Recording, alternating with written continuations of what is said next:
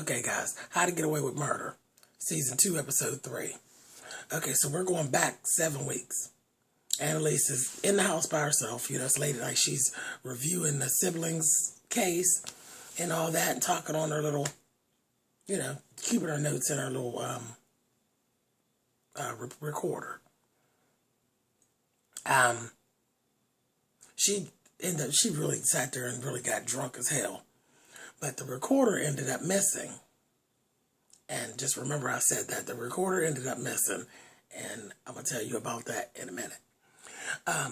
She's laying up there drunk sleep. I mean, just in a drunken stupor. And then she hears like somebody came in the house.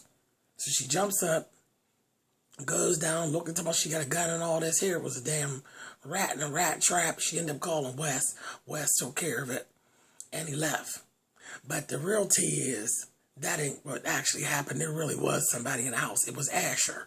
Asher actually stole Annalise's recorder. He's double-crossing Annalise with the damn DA, because, you know, DA now is the prosecutor on the case with the siblings. She planted a story about the two siblings being lovers. She is just hell-bent on making her career on Annalise's back. So she's doing everything she can sideways to take Annalise down. But she did that. And the thing is, she's blackmailing Asher. And at the end of the episode, we actually seen Asher had gotten really tired of it. And he actually went to his dad. So I don't know what that whole thing is, but we'll find out more about that. So just hold on to that and remember that, okay? Michaela is still seeing the guy from the picture. Okay? The guy from the picture actually turns out his name is Levi. He is Rebecca's foster brother. Okay? And Eggs, when they kept seeing the Eggs 911 in the phone, in Michaela's phone, the Eggs was what he used to call Rebecca. Because Wes actually had gotten hold of all this stuff and figured it out, and he yanked him up one night when he was coming to see Michaela, and he told him to stay away from Michaela. You know, stay away from Michaela and go on. And the guy was telling him, he said, you know, I'm trying to find Rebecca, because Rebecca had sent him a text saying things that got bad, and she was blaming Annalise, saying Annalise was behind all of it. So this, in turn, got Wes questioning Annalise. So just a whole lot of shit going on.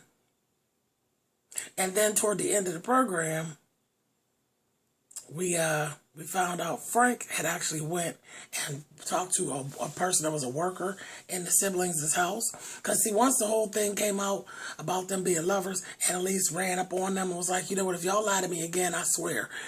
And Caleb, the boy, had threatened Annalise. He's like, you got to believe us when we're talking to you. And if you don't, and you come and you do this to us again, we'll fire you.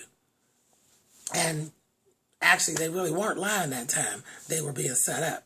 But anyway, toward the end, like I said, Frank talked to a worker from the house and found out there was a lot of incest and shit like that was actually going on in the house. Those children were abused.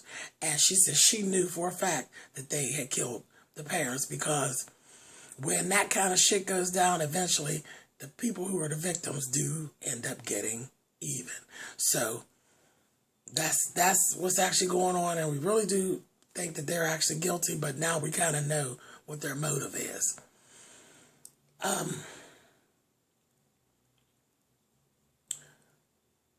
Let's see. Okay, so there was a case that Annalise was handling, and this is actually kind of all wrapped in, because also we see at the end, Nate and Wes have something going on as far as Annalise goes, with them questioning her about murders and different things like that.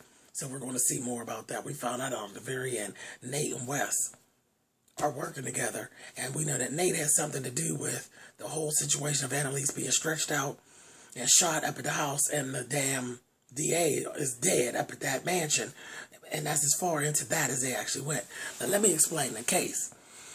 Annalise took a case. This woman named Tanya Randolph. She basically is a sexual deviant, is what she is.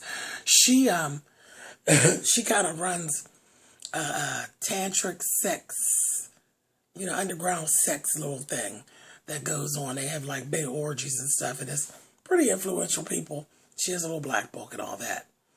But here was this guy, Dominic. She ended up falling in love with Dominic. Dominic is married. And he's like, no, that's not going to happen. You know what I mean? Well, she ended up being with him, and he died of a heart attack during sex. So nobody was willing to come forward about to actually save Tanya, because nobody wanted to be outed as being part of this sex club. But there was this one guy who actually was testifying. He was saying, basically that she was a sexual deviant, that she would choke you, and she would get very, very rough. Even when you didn't want to be rough, she would be very rough. So he was sure that she actually had murdered this guy. Maybe she didn't mean to, but she had done it. Well, the whole thing was, it really ended up, she really did murder him. She was trying to kind of out him to his wife a little bit. She gave him nitroglycerin and Viagra, and the two together would actually give you a heart attack. It could give you a heart attack, and that's exactly what ended up happening to him. Tanya did admit to the murder to Annalise. Annalise told her at that time, I don't lose cases. I do not lose cases. So when they ended up going into the courtroom, Annalise did what Annalise does, honey. Annalise literally flipped the whole thing, pinned it onto the wife, got Tanya cleared, and then told her, child, that's it. She flipped it so smooth. And, y'all watch this every week. She turned that shit out in that courtroom. And in the meantime, in between time, she had Tanya's little black book. She done blackmailed the damn police chief to get Nate a job by telling him his daughter's name was on the damn little black book. But it was a lie. She actually penciled the daughter's name in. That damn Annalise is a mess. She don't give a fuck. She will take down anybody to get what she wants. So naturally, like she said, I don't lose cases. She didn't lose a case. The Tanya woman had the nerve. She didn't got you off for murder. You had the nerve to come back to Annalise and say, how do you sleep at night? She said, in expensive sheets and alone. I said, you know what, Annalise? She's a hot-ass mess. But I cracked up. I said, no, she ain't get off self-righteous after you done killed somebody and she got you off. A mess. But there was a whole lot going on. But there's a lot of pieces of it. I apologize that this review was late, but you could hear from my voice. I was having some issues, but that's okay. I got it done for y'all. Everything will be cool in just a little bit. I will be back with you guys next week. I'm loving the direction that this show is going, because it's just a mess. And that damn Annalise, we just said, she is just as cutthroat, child. She don't give a fuck. All right, y'all. I'll see y'all next time. Thumbs up, thumbs down. Y'all know how that works. And I'll catch up with y'all next Thursday. All right, guys. Bye.